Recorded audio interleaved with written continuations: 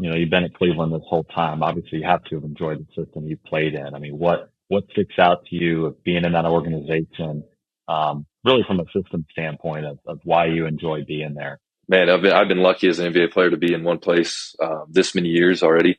So I'm grateful for that. But I think the reason I'm here is just like how I space the floor. I'm a pretty good defender as well. I think I'm like top in the top tier in NBA and defensive perimeter defense, ISO perimeter defense, which is another reason I'm on the team still. But definitely the scheme that we run, we have Donovan Mitchell, Darius Garland, Karis LeVert, all these guys that can just make their own shot at any time.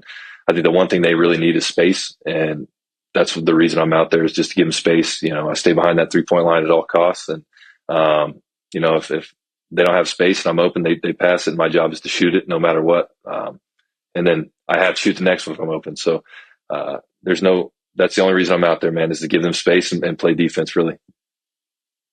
3-and-D. Hey, that's the name of the game. Got to do it. And, speaking of that, I mean, got to talk about the Celtics game a little bit earlier this season. I think of one thing that for most that don't know, Dean had 5 threes in a game-winning tip dunk against the Celtics earlier this season, and they probably don't know. I mean, who was your assignment that night defensively, and talk us through what you were feeling when you went on to make those 5 threes and tip dunk to win the game. So my matchup that game was Tatum, Jason Tatum. I was coming off the bench, so I was only going to get probably 3 minutes of guarding Jason Tatum, and then he'd go out, and then I'd probably go straight from Tatum to Jaylen Brown, because Jaylen Brown into the first quarter. And so my matchup for my 4 or 5 minutes in the first quarter was going to be that. A couple minutes on Jason Tatum, he'd go out, and I'd go to Jaylen Brown. That was the plan. And first half, that's what we did. And then the second half came. I didn't play at all in the third quarter, and then the fourth quarter started. We were down 22, I think, 22. And, one of the coaches, when we were walking away from the little timeout chairs, he just looked at us and was like, don't empty the clip.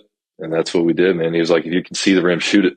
And, the Celtics always put their 5-man on me. And, so I just was running at every action.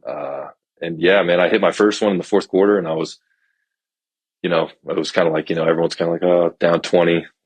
Probably not coming back from this one. And I don't know what happened, man. I hit my first one, and then they just kept leaving me open, and made a few more, maybe 5 in that quarter. And then Darius Garland had the ball at the end of the game. We're down 1, and he goes to make a play, and he was kind of dancing with it. And I was like, oh, he's not passing this. He's going to go shoot this. So for sure in the games, people don't box out. People don't look for you and check you and box you out. So I was like, man, if he misses this is the best opportunity I got for, a put back, or at least get an extra possession. And he went in there, Porzingis challenged it, and he kind of shot it right over the rim. And I just so happened to be running right in front of the rim. And there was no one there except for me. And, I saw it coming off. So I was like, oh, I'm going to dunk this. And I really thought Jaylen Brown, somebody was right under there somewhere near me. I was like, oh, he's going to come up and he's going to foul me at least.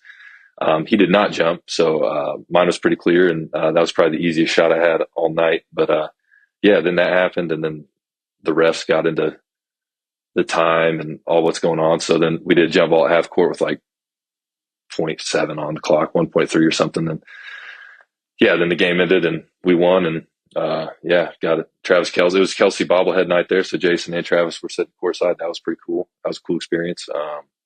But yeah, that was a pretty crazy fourth quarter. It was weird. You get in the zone, you can't hear anything. You're just kind of playing the game. That's how I felt. I couldn't hear the coaches talking.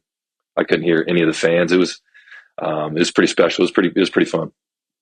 Yeah, it's a real experience. And obviously, you mentioned the Kelce's there after the game, dapping you up. And you guys were you able to go celebrate that one with them at all?